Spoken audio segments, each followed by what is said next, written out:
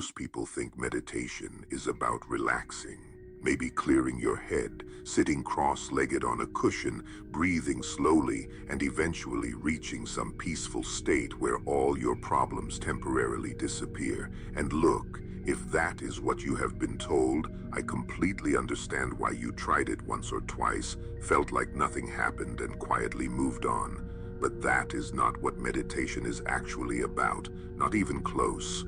Meditation is not about achieving a calm mind. It is about learning to watch your mind. Those are two completely different goals, and confusing one for the other is exactly why so many people give up on the practice before it ever has a chance to change anything. Think about what actually happens when you sit down and close your eyes. Within about 30 seconds, your mind is already somewhere else. You are replaying a conversation from 2 days ago, or running through tomorrow's schedule, or suddenly wondering whether you turned off the stove. And the instinct, especially for beginners, is to treat that as failure. The mind wandered, so the meditation did not work. But here is what nobody tells you. That moment when you notice your mind has wandered, that is not the obstacle to meditation. That is the meditation. That act of noticing is the entire point. You are training something that almost no other activity in modern life asks you to train. You are building the capacity to observe your own experience from a slight distance, to see a thought appear, recognize it as a thought, and consciously choose where your attention goes next.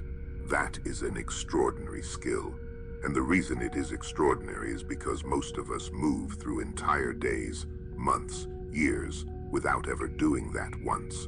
Your thoughts normally just run. Something triggers an emotion. The emotion produces a reaction. The reaction produces consequences. And somewhere in there, you were never really present for any of it. You were just along for the ride. Meditation is the practice of stepping off that automatic track, even for a moment, and realizing there is a you that can watch the ride rather than just be taken by it. When you start building that observational capacity, you begin to notice patterns, not in some abstract philosophical way, in a very concrete daily life way. You start to see that certain situations always trigger the same spiral of thoughts. You start to see that particular emotions arrive before you are consciously aware of them. You start to see that a lot of what you assumed was just reality is actually a highly edited story your mind constructed, sometimes in a fraction of a second, and then handed to you as fact. That is a destabilizing realization the first time it really lands. Because if your mind has been filtering and narrating and interpreting everything without your conscious input, then who exactly has been making your decisions? Who has been running your reactions? The answer, uncomfortable as it is that a version of you has been operating on autopilot, shaped by years of conditioning, past experiences, and patterns you never chose and never examined.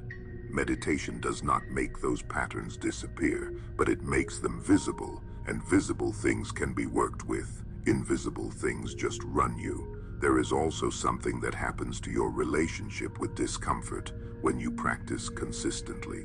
Normally, when something feels uncomfortable, the response is immediate: distract, avoid, numb, react. The discomfort arrives, and you are already moving away from it before you consciously registered it was even there. Sitting in meditation, you practice something different. You let something uncomfortable arise, a restless feeling, an anxious thought, a wave of boredom, and you just watch it. You do not feed it, and you do not flee from it. And gradually you learn something that changes everything. You learn that you can tolerate more than you thought, that sensations and thoughts have a lifespan, that they arise, and if you do not grab onto them, they also pass. That lesson does not stay confined to your meditation cushion.